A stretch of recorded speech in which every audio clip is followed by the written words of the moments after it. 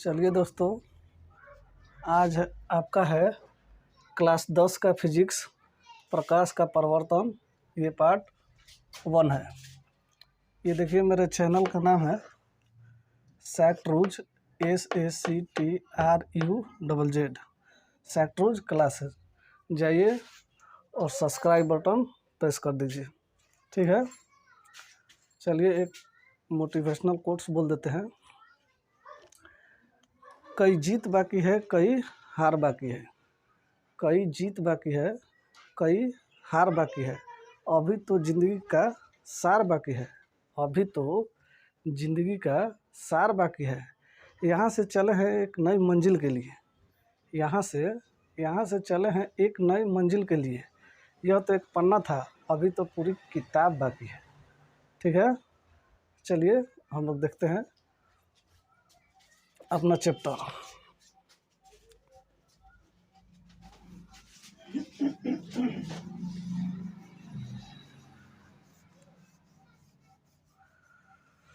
ये आपका चैप्टर है, फर्स्ट चैप्टर, प्रकाश का परिवर्तन। देखिए, पहले तो हम जानेंगे कि प्रकाश होता क्या है। प्रकाश के बिना हम कोई वस्तु को नहीं देख सकते हैं। जैसे कि आप देखोगे कि एक अंधेरा कमरा में, वहाँ पर अगर लाइट नहीं रहे तो आप किसी वस्तु को देख सकते हैं? नहीं देख सकते हैं। तो यानी कि प्रकाश का होना बहुत ज़रूरी है। ठीक है, परिभाषा हम लोग क्या लिख सकते हैं कि प्रकाश वह कारक है जिसकी सहायता से हम किसी वस्तु को देख पाते हैं। प्रकाश आप लोग समझे? चलिए लिख देते हैं।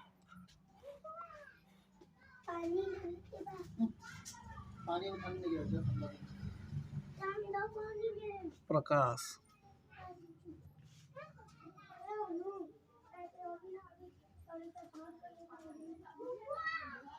प्रकाश वह कारक है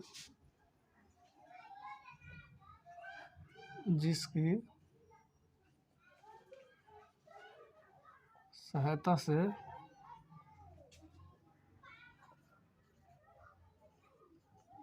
हम किसी वस्तु को देख पाते हैं। ठीक है, प्रकाश के बिना हम किसी वस्तु को नहीं देख सकते, इसलिए लिख दे प्रकाश वह कारक है जिसकी सहायता से हम किसी वस्तु को देख पाते हैं। ऐसे जहाँ अंधेरा होगा, पूरा कमरा अंधेरा है, आप देखेंगे कि वहाँ कोई चीज़ दिखाई नहीं देता है, लेकिन जस्ट वहाँ लाइट आता है तो आप देख लेते हैं। ठीक है, हम बोलेंगे कि जो प्रकाश है, प्रकाश का पथ जो है वो सीधा रहता है, यानी सरल रेखा में गमन करता है। जैसे कि मान लीजिए कि हम यहाँ लाइट दिए, यहाँ इसे लाइट दी है, तो ऐसा ना है कि इसको बोर्ड को चीर के पार कर जाएगा। सॉरी, प्रकाश यहाँ पर हम लाइट दिए तो आप देखेंगे कि यहाँ प्रकाश रुक गया। ऐसा थोड़ी है कि ये प्रकाश ऐसे जाके फिर ऐसे चला गया, नहीं ना जाएगा वैसे। यानी प्रकाश, आप टॉर्च जला कर देखिए, आप टॉर्च जलाए होंगे तो देखे होंगे कि प्रकाश सीधा जाता है। ठीक है ना। मान लीजिए कि हाँ, मैंने प्रकाश, चलिए थोड़ा कॉल आ गया था इसलिए डिस्टर्ब हो गए। आपको बता रहे थे प्रकाश का पथ। प्रकाश का पथ हमेशा एक सरल रेखा होता है। देखिए सरल रेखा कैसे होता है। अगर आप इस पर प्रकाश मारेंगे तो यहाँ इसको, प्रकाश को ये बोर्ड रोक देगा। तो ऐसा नहीं ना है कि ये अपना पथ चेंज कर लेगा, ये ऐसे इधर ऐसे चला जाएगा, ऐसे तो नहीं जाता है। ये आप टॉर्च जलाइए, आप देखोगे कि टॉर्च का जो लाइट है वो सीधी रेखा में चलता है। तो प्रकाश का पथ क्या हुआ? प्रकाश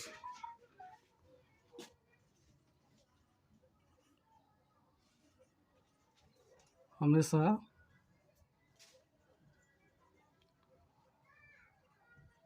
सरल रेखा में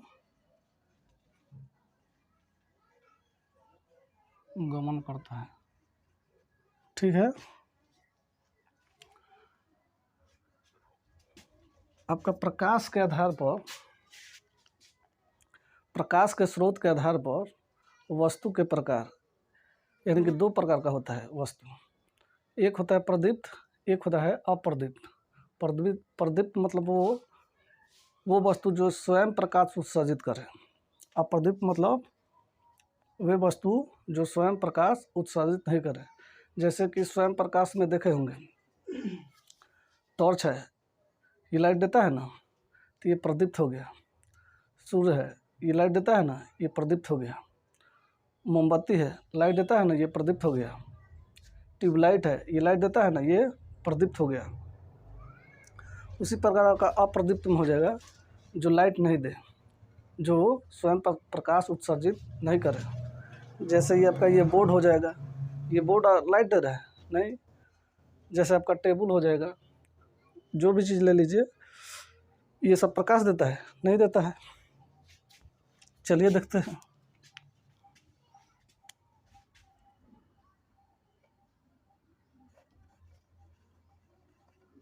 प्रकाश के स्रोत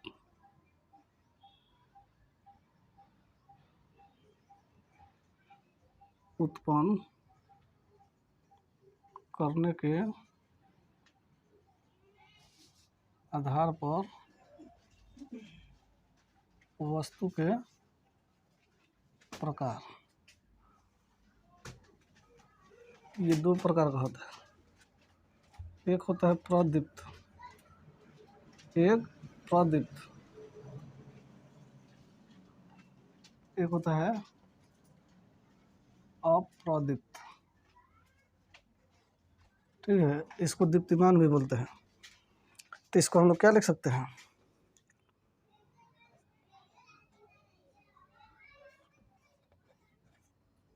वे वस्तु जो स्वयं प्रकाश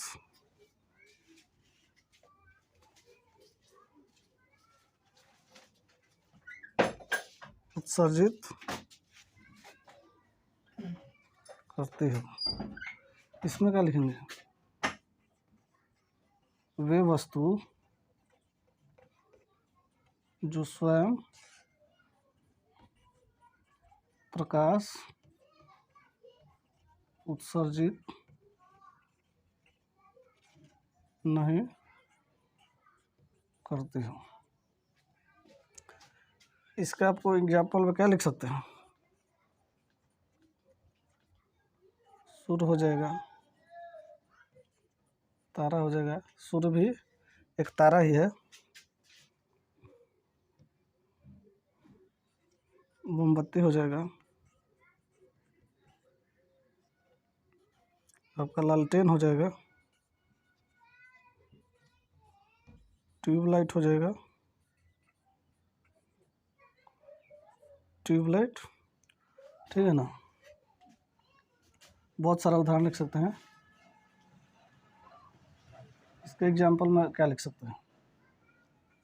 टेबल हो जाएगा, ये आपका ब्लैक बोर्ड हो जाएगा। ठीक है ना, बहुत उदाहरण लिख सकते हैं। इसमें कुछ भी लिख लीजिए, कुर्सी भी लिख सकते हैं। कुर्सी प्रकाश देता है नहीं देता है? ठीक है ना। आपसे एक सवाल पूछ रहे हैं, चंद्रमा प्रदीप्त है या अप्रदीप्त? आप लोग इसका आंसर कीजिए। देखिए, चंद्रमा प्रकाश नहीं देता है। चंद्रमा प्रकाश नहीं देता है, वो सूर्य के प्रकाश से चमकता है। जैसे आपको समझा रहे हैं, बचपन में ऐसे आप शीशा लेके धूप में ऐसे शीशा को रखते हैं और इधर किसी दीवार पर ऐसे चमकाते थे, किसी दीवार पर चमकाते थे। तो ये जो शीशा चमक रहा था दीवार पर, ये शीशा का ये अपना प्रकाश नहीं है, वो सूर्य के प्रकाश से ही वो शीशा चमक रहा है। ऐसे शीशा लेकर, ऐसे धूप में शीशा लेकर चमकाते थे ना दीवार पर, तो जो दीवार पर वो चमक रहा है, जो शीशा इसे धूप में लगे दीवार पर जो चमका रहे हैं, वो शीशा का प्रकाश है? नहीं है। वो किसका प्रकाश है? सूर्य का। उसी तरह आपका चंद्रमा भी उसी तरह चमकता है, यानी कि वो सूर्य के प्रकाश से ही चंद्रमा चमकता हुआ दिखाई देता है। तो इसमें अप्रदीप्त में आपका चंद्रमा भी हो जाएगा, अप्रदीप्त में आपका चंद्रमा भी हो जाएगा, ठीक है ना। आप इस बात को ध्यान रखिएगा, ठीक है। आप इसका स्क्रीनशॉट ले लीजिए।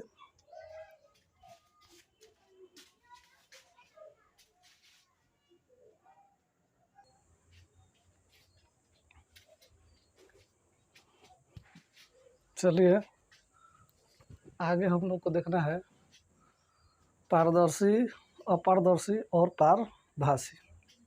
देखिए पारदर्शी क्या होता है, वैसा पदार्थ जिससे प्रकाश आर पार हो जाए उसे पारदर्शी कहते हैं। अपारदर्शी जिससे प्रकाश आर पार नहीं हो सकता, और एक होता है पारभासी। पारभासी में प्रकाश थोड़ा थोड़ा पार होगा, ठीक है ना, समझे।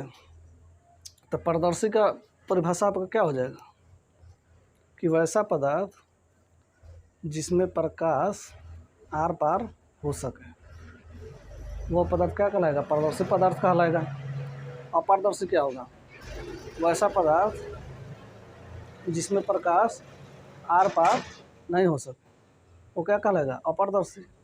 और पारभासी वैसा पदार्थ जिसमें प्रकाश थोड़ा थोड़ा आर पार हो सके, वैसा पदार्थ पारभासी कहलाएगा। आपका पारदर्शी का एग्जाम्पल में क्या आ जाएगा, पारदर्शी में हो जाएगा आपका साफ पानी, हवा, ये सब क्या है, पारदर्शी है। अपारदर्शी में क्या हो जाएगा, ये आपका बोर्ड, किताब, ये सब क्या है, अपारदर्शी है। पारभासी में क्या हो जाएगा, जिसमें प्रकाश थोड़ा थोड़ा पार हो सके।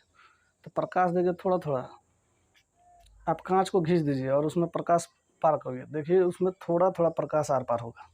जैसे तेल लगा हुआ कागज़, उसमें भी थोड़ा थोड़ा प्रकाश आर पार होता है। जैसे कुहासा, कुहासा देखा है ना, कुहासा में भी प्रकाश थोड़ा थोड़ा आर पार होता है। बादल, इसमें भी प्रकाश थोड़ा थोड़ा आर पार होता है, समझे। चलिए अब लिख देते हैं,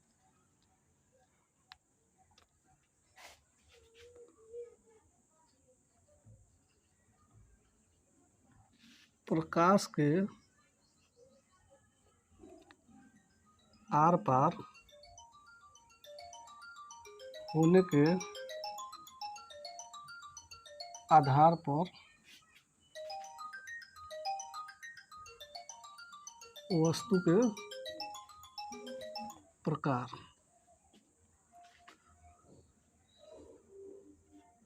ये क्या होता है, पारदर्शी। पारदर्शी में क्या होगा, क्या होगा, वैसा पदार्थ जिसमें प्रकाश आर पार हो सके उसे पारदर्शी कहा जाता है। अब आ गया दूसरा में अपारदर्शी। चलिए इसका एग्जाम्पल भी साथ में लिख देते हैं। जैसे क्या हो जाएगा, हवा,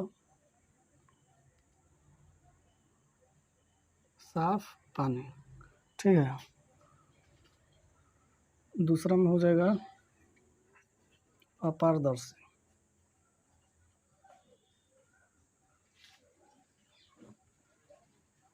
वैसा पदार्थ जिसमें प्रकाश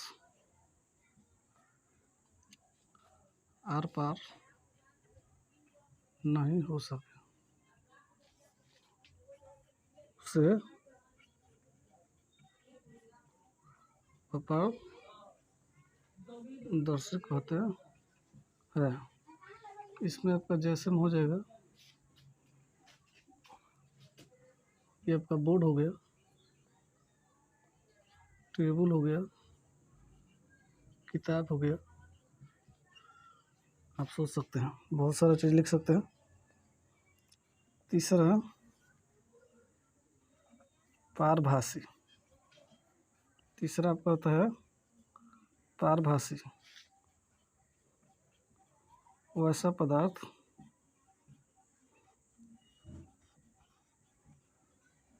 जिसमें प्रकाश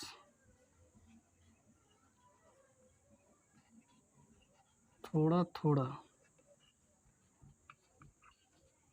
आर पार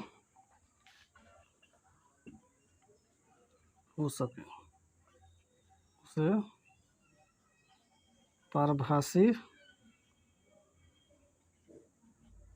कहते हैं। इसमें जैसे में लिख सकते हैं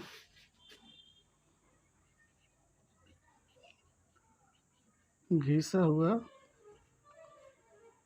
कांच, और लिख सकते हैं तेल लगा कागज, तेल लगा कागज, और लिख सकते हैं कुहासा, और लिख सकते हैं बादल, और थोड़ा गंदा पानी। ठीक है ना। देखिए, आप कागज़ में तेल लगा दीजिए तो आप इसे देखेंगे उस कार पर तो आपको धुंधला दिखाई देगा। धुंधला इसलिए दिखाई दे रहा है क्योंकि वहाँ पर प्रकाश थोड़ा थोड़ा आर पार हो रहा है, इसलिए वो धुंधला दिखाई दे रहा है। ठीक है ना। कांच को खींच दीजिए, आप उसके आर पार देखिए तो आपको आर पार धुंधला दिखाई दे। तो धुंधला क्यों दिखाई दे रहा है? क्योंकि प्रकाश थोड़ा थोड़ा आर पार हो रहा है। ठीक है। उसी तरह आपका थोड़ा गंदा पानी भी हो जाएगा, जो थोड़ा पानी जो थोड़ा सा गंदा हो तो आप देखिएगा कि उसमें भी धुंधला दिखाई देता है। तो उसमें भी क्या हो रहा है कि थोड़ा थोड़ा प्रकाश आर पार हो रहा है। साफ पानी नहीं है, साफ पानी में तो पूरा आर पार दिखाई देता है। ठीक है ना। उसी तरह आपका लिखे हैं कुहासा। कुहासा ठंड के दिन में जो कुहासा गिरता है तो आप देखे होंगे कि कुहासा गिरता है तो उसमें भी थोड़ा थोड़ा प्रकाश आर पार होता है, इसीलिए ना धुंधला दिखाई देता है कुहासा में। बादल वैसा ही है, आप समझ गए होंगे, परभासी। ठीक है, इसको आप नोट कर लीजिए।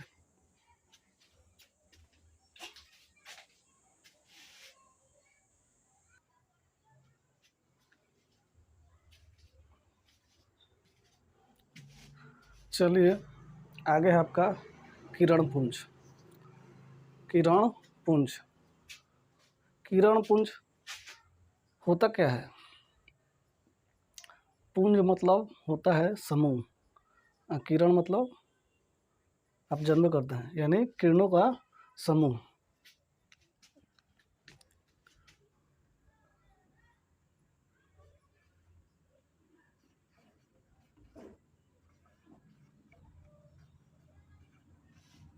किरण पुंज,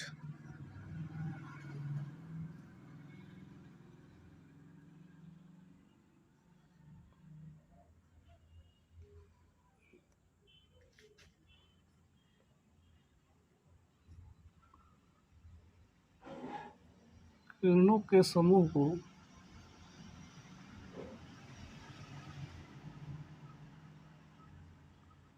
किरण पुंज कहा जाता है। पुंज मतलब होता ही है आपका समूह, यानी किरण का समूह। तो किरणों के समूह को किरण पुंज कहा जाता है। जैसे देखें ना, गुच्छा आप समझते हैं, गुच्छा, गुच्छा को ही पुंज बोलते हैं, समूह। जैसे अंगूर का गुच्छा होता है ना, ढेर सारा अंगूर, उसी तरह किरण है ना, तो ढेर सारा किरण, यानी किरणों का समूह। किरण पुंज होता कितने प्रकार का है? तो किरण पुंज 3 प्रकार का होता है। एक होता है अपसारी किरण पुंज, एक अभिसारी, और एक समांतर किरण पुंज। ये देखिए, अभिसारी किरण पुंज में क्या होगा कि अभिसारी में सारी किरणों के समूह एक बिंदु पर आकर मिलती हैं, यानी किरणों का समूह एक बिंदु पर आकर मिलते हैं। अपसारी में क्या होगा कि किरणों का समूह एक बिंदु से होकर वो फैलती जाएगी। ठीक है ना, वो अपसारी हो गया। और समांतर किरण पुंज एक दूसरे के समान होते हैं। जैसे देखिए,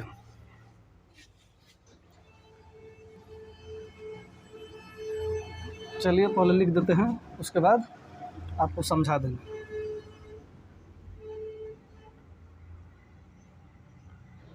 किरण पुंज, किरण पुंज आपका 3 प्रकार का। एक होता है अभिसारी, एक होता है समांतर, ठीक है, एक होता है अपसारी, अपसारी किरण पुंज, ठीक है ना।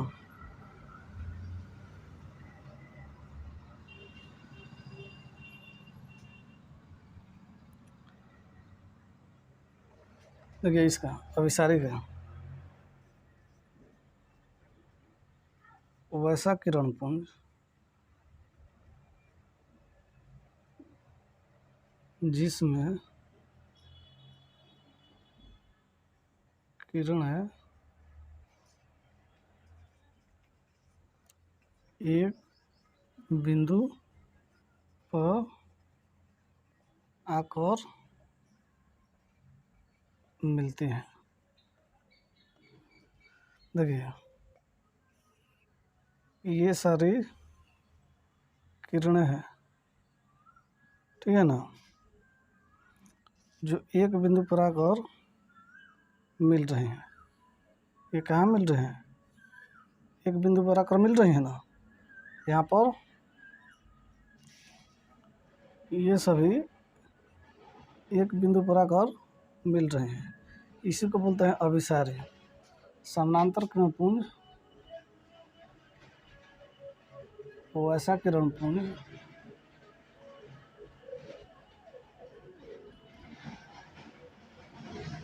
जिसमें किरण है एक दूसरे के समान हो, उसे समांतर किरण पुंज कहते हैं। इसमें किरणें एक दूसरे के से समान होती है। समझ में आया? और ये तीसरा है आपका अपसारी। तीनों हो जाएगा वैसा किरण पुंज जिसमें किरणें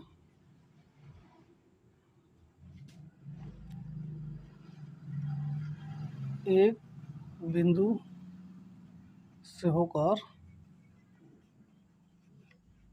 फैलती जाती हैं। देखिए उसे अपसारी किरण पुंज कहते हैं। इसमें भी लीजिएगा उसे अभिसारी किरण पुंज कहते हैं। इसमें देखिए क्या होता है, ये बिंदु है, यहाँ से किरण है, ये फैलती जाएंगी, ठीक है, एक बिंदु से ये निकल कर फैलती जाती है, ठीक है ना। इसको बोल देंगे अपसारी किरण पुंज। आपको एक ऐसे ही उदाहरण दे रहे हैं समझने के लिए। आप सभी लोग स्कूल जाते हैं ना, सभी लोग स्कूल जाते होंगे, तो स्कूल में चारों दिशाओं से लोग आते हैं। ये आपका स्कूल है, तो कोई सबदला से आ रहा है, कोई चितौखर से आ रहा है, कोई भरकोल से आ रहा है ना। यानी कि देखिए ये सब आ रहे हैं, तो ये कहाँ आ रहे हैं? स्कूल में आ रहे हैं ना। तो ये आपका क्या हो गया? अभिसारी। लेकिन फिर आप जब स्कूल में जाइएगा तो घंटी बजती है, किसके लिए? प्रार्थना के लिए। तो आप ऐसे लाइन बना के समानांतर खड़ा हो जाइएगा लाइन में, ठीक है ना। अगर फिर उसके बाद छुट्टी हो जाती है, तो छुट्टी होने के बाद फिर देखोगे कि यानी कि स्कूल से सभी लोग जिधर से आए थे सब लोग जा रहे हैं, यानी एक बिंदु से ये सब फिर फैल गए, जहाँ जहाँ जाना था चले गए। ठीक है, आप इसका स्क्रीनशॉट ले लीजिए।